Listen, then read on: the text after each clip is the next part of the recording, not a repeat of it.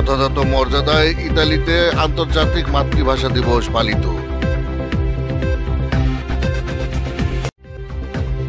আপনারা দেখছেন প্রবাসী সংবাদ। আসসালামু আলাইকুম।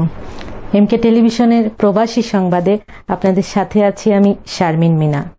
এতক্ষণ শুনছিলেন সংবাদ শিরোনাম, এখন ডেস্ক থেকে বিস্তারিত।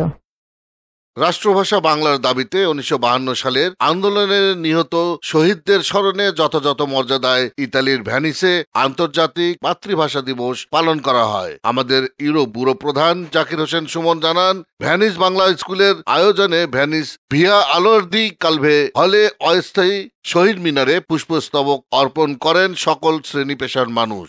মাতৃভাষা দিবস উপলক্ষে আয়োজন করা হয় আলোচনা সভার। ভ্যানিস বাংলা স্কুলের সাংগঠনিক সম্পাদক মোহাম্মদ উল্লাহ সোহেল ও ফরজানা শহীদের সঞ্চালনায় ভ্যানিস বাংলা স্কুলের সভাপতি সৈয়দ কামরুল সরওয়ারের সভাপতিত্বে বক্তব্য রাখেন বেশ কয়েকজন ইতালিয়ান সহ ভ্যানিসের বিভিন্ন রাজনৈতিক, সামাজিক, আঞ্চলিক সংগঠনের নেতৃবৃন্দ।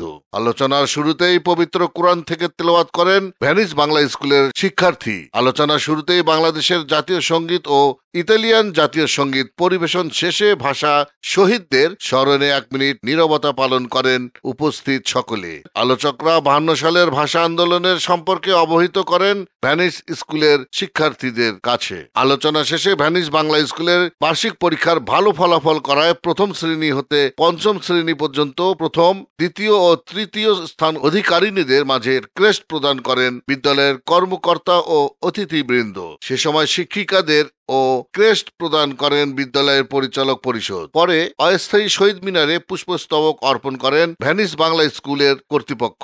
সেই সাথে রাজনৈতিক দলের নেতৃবৃন্দ, সামাজিক ও আঞ্চলিক সংগঠনের নেতৃবৃন্দ, ভ্যানিস সম্মিলিত নাগরিক কমিটি এবং Venice Bangladesh press club, Italy ও ইউরোপিয়ান বাংলা জার্নালিস্ট অ্যাসোসিয়েশনের নেতৃবৃন্দ।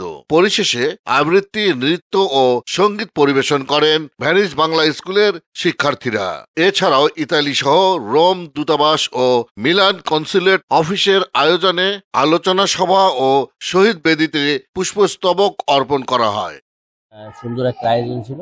এই আয়োজনে আমাদের যারা বাংলা শিখাচ্ছে, আমার পিছনে যাদেরকে দেখছেন এরা আমাদের বাংলা শিক্ষিকা, এরা দীর্ঘদিন বাংলা শিখিয়ে আসছেন। তো আমি তাদেরকে ধন্যবাদ জানাই আমাদের এই মাতৃভাষা দিবস উপলক্ষে, এবং আমাদের এই মাতৃভাষা দিবস উপলক্ষে যারা আমাদের স্কুল ক্লাস 5 পর্যন্ত যারা কমপ্লিট করেছে তাদেরকে পুরস্কৃত করা হয়েছে, এবং যারা বিভিন্ন ক্লাসে প্রথম এবং দ্বিতীয় এবং তৃতীয় হয়েছে তাদেরকেও আমরা পুরস্কৃত করেছি। ইফতেখার, প্রবাসী ডেস্ক, এমকে টেলিভিশন। শেষ করছি এমকে টেলিভিশনের প্রবাসী সংবাদ। এতক্ষণ সাথে থাকার জন্য সবাইকে ধন্যবাদ।